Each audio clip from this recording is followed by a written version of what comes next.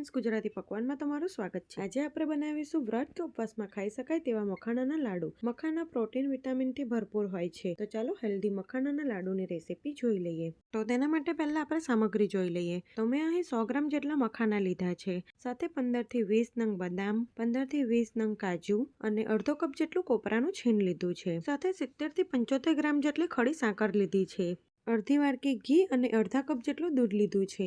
હવે એક પેન લઈ તેમાં આપણે 3 ટેબલસ્પૂન જેટલું ઘી નાખી ગરમ થવા દઈશું।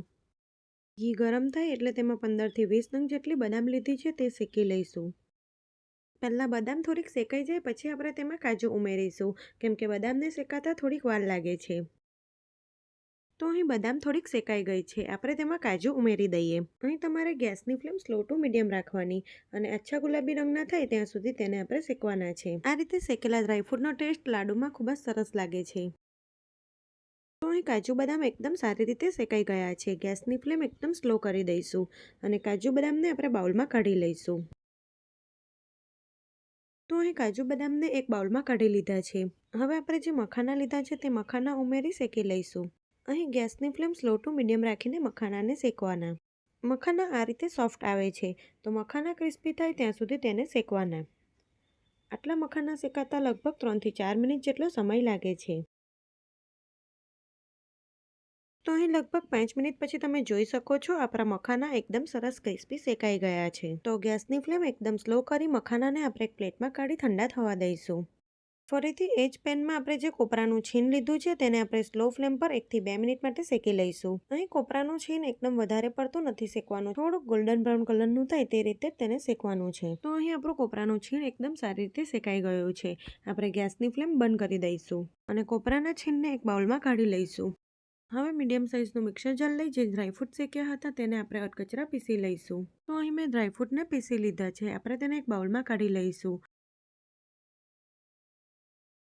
હવે એ જ મિક્સર જાર લઈ તેમાં મખાના ઉમેરી તેને પીસી લઈશું। તો થોડાક કરીને આપણે 2 વખતમાં પીસી લઈશું।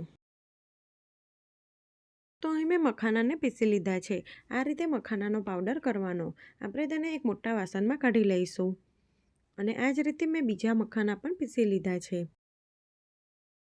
પછી એ જ મિક્સર જારમાં જે ખડી સાકર લીધી છે તેને પણ આપણે બારીક પીસી લઈશું। હવે આપણે તેમાં પીસેલી સાકર ઉમેરી દઈશું। અહીં ખડી સાકરની જગ્યાએ તમે ઘીમાં ગોળને ઓગાળીને પણ ઉમેરી શકો છો। સાથે ડ્રાયફ્રૂટનો પાવડર કરીને રાખ્યો છે તે ઉમેરીશું અને કોપરાનું છીણ ઉમેરી બધું સારી રીતે મિક્સ કરી દઈશું।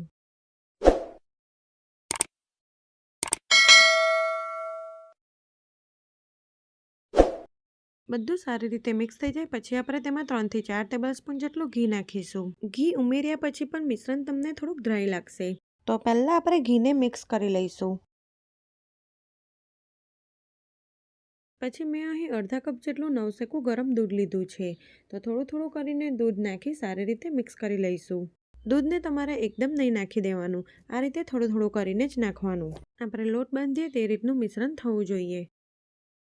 તો અહીં તમે જોઈ શકો છો આપણું મિશ્રણ એકદમ સરસ રીતે મિક્સ થઈ ગયું છે અને એકદમ સરળ રીતે લાડુ વળે છે। તો અહીં મને 4 થી 5 ચમચી જેટલા દૂધની જરૂર પડી છે। હવે આપણે મીડિયમ સાઇઝના લાડુ વાળી લઈશું। આ લાડુ દરરોજ સવારે એક ખાવાથી હાડકાં મજબૂત બને છે, સાથે તે પ્રોટીન અને કેલ્શિયમથી ભરપૂર છે। આ મખાનાના લાડુ વ્રત કે ઉપવાસ હોય ત્યારે ખાઈ શકાય છે। આ લાડુમાં આપણે દૂધનો ઉપયોગ કર્યો છે એટલે તેને આપણે ફ્રીઝમાં રાખવાના, એટલે તે વધારે દિવસ માટે સારા રહેશે। આટલા માપથી 10 થી 12 નંગ જેટલા લાડુ બને છે।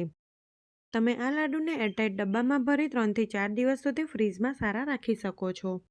વ્રત કે ઉપવાસમાં ખાઈ શકાય તેવા પ્રોટીન વિટામિનથી ભરપૂર મખાનાના લાડુ બનીને બિલકુલ તૈયાર છે। જો તમે આ રીતે મખાનાના લાડુ ના બનાવ્યા હોય તો એક વખત જરૂરથી ટ્રાય કરજો અને તમને મારી રેસીપીઓ ગમતી હોય તો આવી જ બીજી નવી રેસીપી જોવા માટે મારી ચેનલને સબસ્ક્રાઈબ કરજો।